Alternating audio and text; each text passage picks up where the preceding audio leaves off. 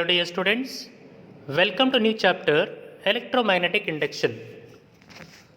In this lecture, we are going to discuss on introduction, the experiments of Faraday and Henry. So we will be discussing three experiments. First one, coil and magnet experiment. Second one, coil and coil experiment. In this experiment, one coil is in motion.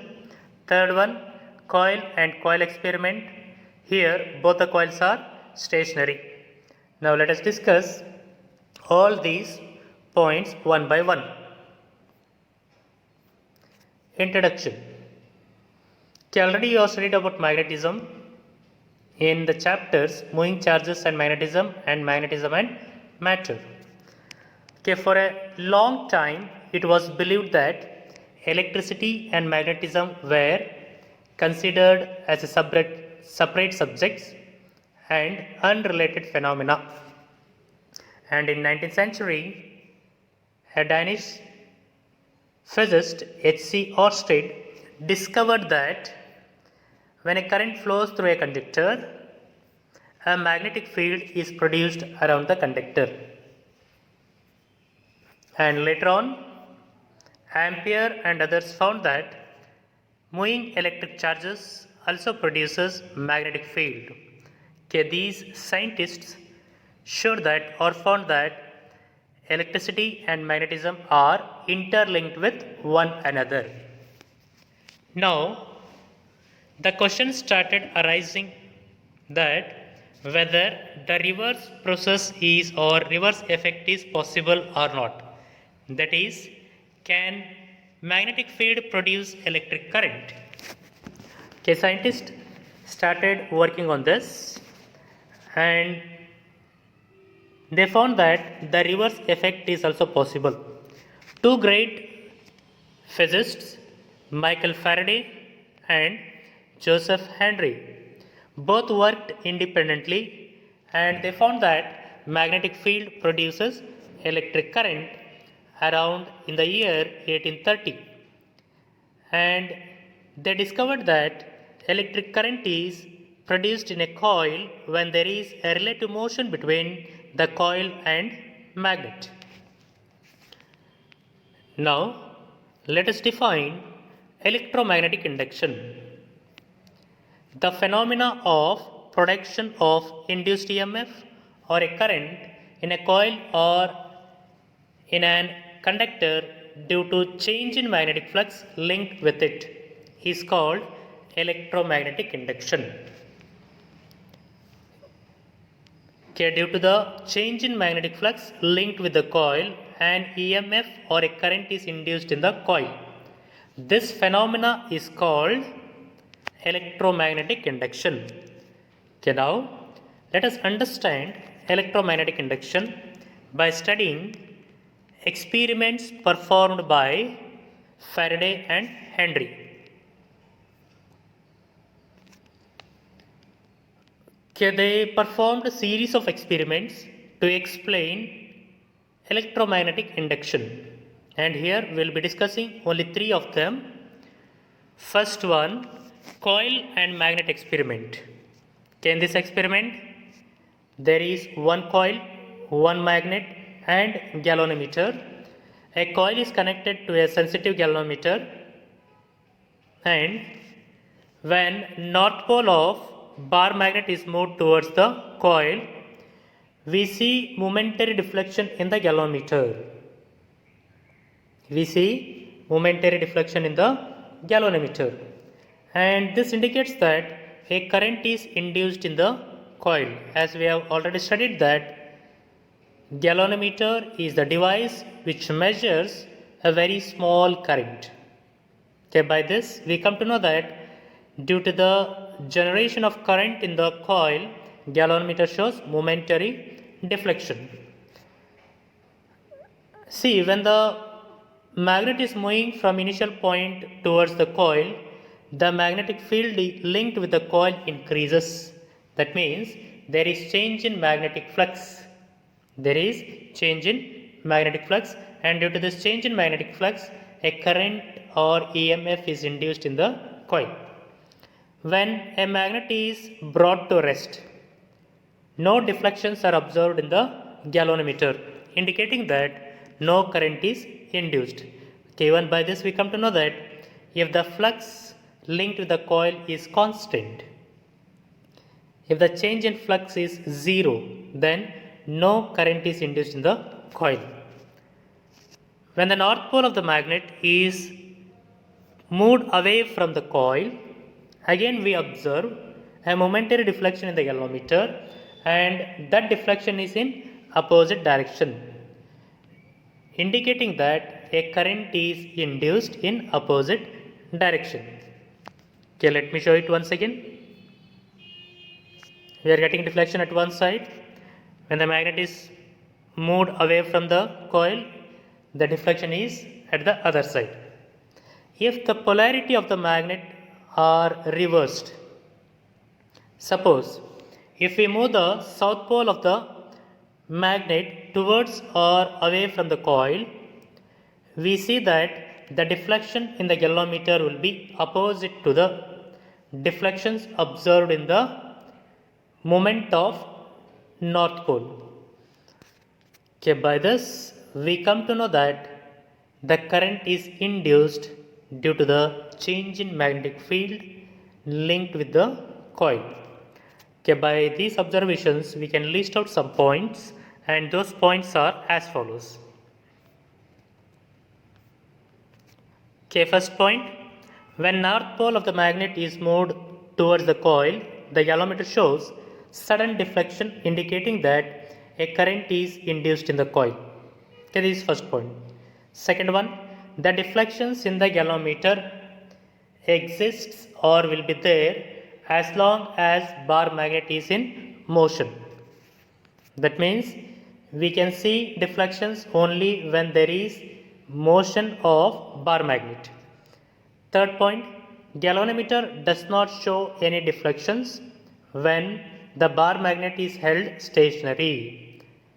When the bar magnet is at rest position, no deflections are observed in the galvanometer, indicating that no current is produced.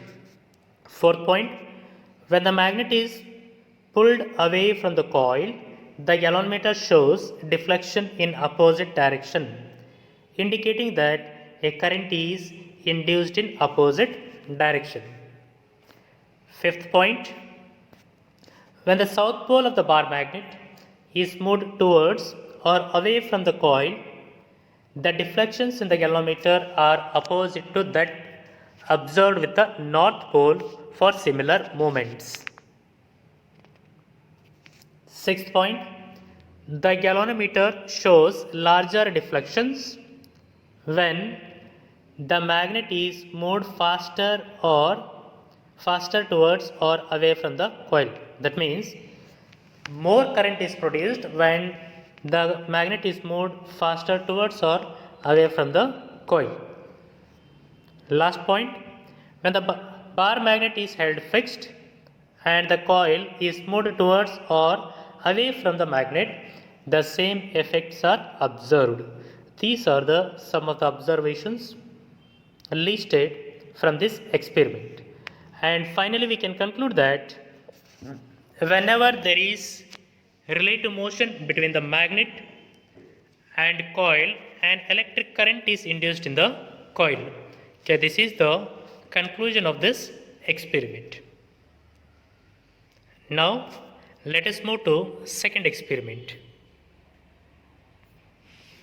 Coil and coil experiment. Okay, in this experiment there are two coils.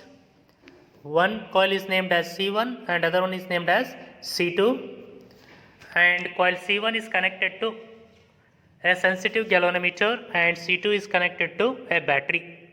Okay, this battery provides energy so that the current remains constant in the circuit. Now keeping C1 fixed and moving C2 towards C1, and there is a momentary deflection in the galvanometer, and this deflection indicates that a current is induced in coil C1.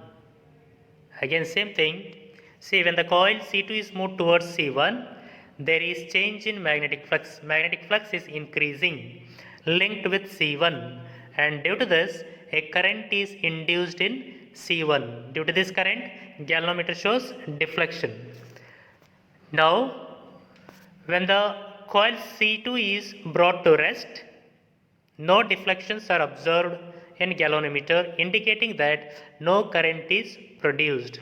See, when C2 is brought to rest or when it is at rest, the magnetic flux linked with the coil C1 will be constant. That means there is no change in magnetic flux.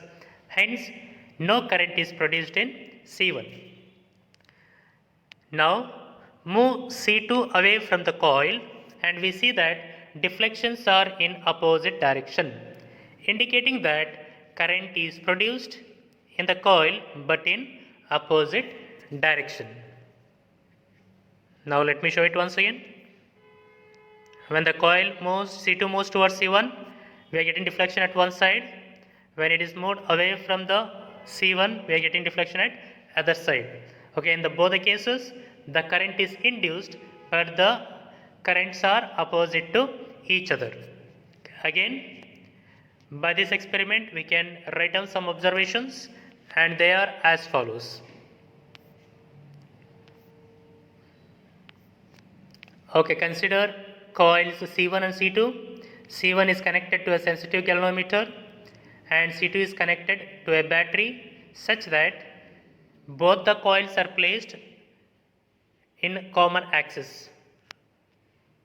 Now let me list out all the observations of this experiment. First observation, when the coil C2 is moved towards the coil C1, the galvanometer shows deflection, indicating that a current is induced in the coil. Second observation, the deflection exists in the galvanometer as long as the coil C2 is in motion. That means we can see the deflections in the galvanometer as long as C2 is in motion.